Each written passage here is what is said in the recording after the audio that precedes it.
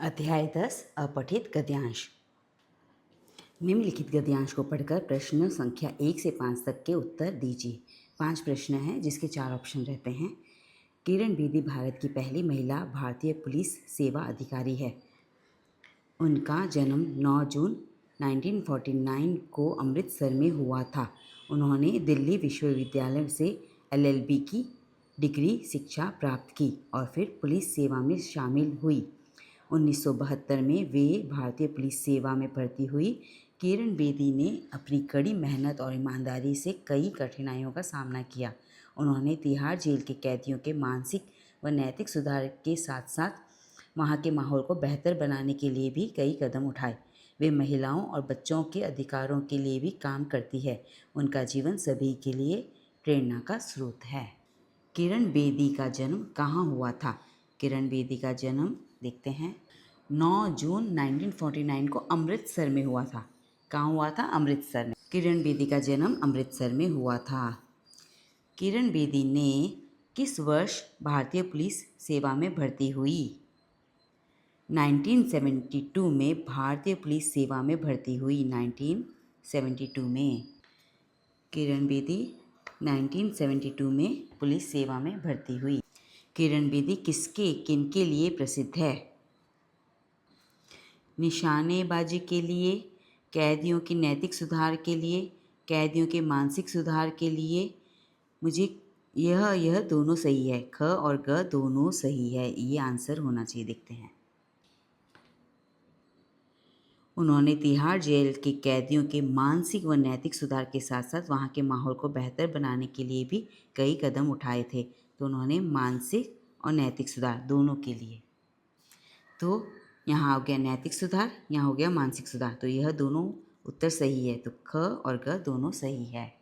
किरण बेदी ने LLB की शिक्षा कहाँ से प्राप्त की थी? बनारस विश्वविद्यालय, जवाहर नेहरू विश्वविद्यालय, पंजाब विश्वविद्यालय और दिल्ली। उन्होंने दिल्ली विश्वविद्यालय दिल्ली LLB की डिग्री दिल्ली विश्वविद्यालय। किरण बेदी का जन्म कब हुआ था?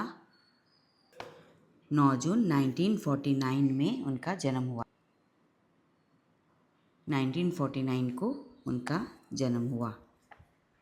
का पठित गद्यांश हो गया है। अभी हम दूसरा करेंगे। ऐसे ही रीड करके उसके भी 5 प्रश्न हैं और 4 ऑप्शंस दिए हैं। निम्नलिखित गद्यांश को पढ़कर प्रश्न संख्या 6 से 10 तक के उत्तर दीजिए। हमारे प्राकृतिक संसाधनों में पेड़ पौधे अत्यंत महत्वपूर्ण हैं। ये हमें सांस लेने के लिए ऑक्सीजन और भोजन के लिए फल और सब्जियां प्रदान करते हैं। पेड़ पौधे हमारे पर्यावरण को भी सुंदर और हरा भरा बनाए रखते हैं। इनके बिना हमारा जीवन असंभव हो जाएगा। हमें इन्हें बचाने और इनकी संख्या बढ़ाने की जिम्मेदारी लेनी चाहिए। हमें नए नए पेड़ लगाने चाहिए और वाहनों का प्रयोग कम से कम करना चाहिए। पेड़ हमें सांस लेने के लिए डैश देते हैं। पेड़ हमें सांस लेने के लिए ऑक्सीजन देते हैं। ये हमें सांस लेने के लिए ऑक्सीजन और भोजन के लिए फल सब्जियां प्रदान करते हैं। पेड़ पौधों के बिना हमारा जीवन कैसा होगा? इनके बिना हमारा जीवन असंभव हो जाएगा। इनके बिना हमारा जीवन असंभव हो जाएगा। पेड़ पौधों के बिना हमारा जीवन असंभव हो जाएगा। हमें पेड़ पौधों को बचाने के लिए क्या करनी चाहिए? नए नए पेड़ लगाने चाहिए और वाहनों का प्रयोग कम से कम करना चाहिए। कम से कम सांस लेनी चाहिए? नहीं। का प्रयोग करना चाहिए? नहीं। फल और सब्जियां कम खानी चाहिए? नहीं। नए नए पेड़ लगाने चाहिए और वाहनों का प्रयोग कम से कम करना चाहिए।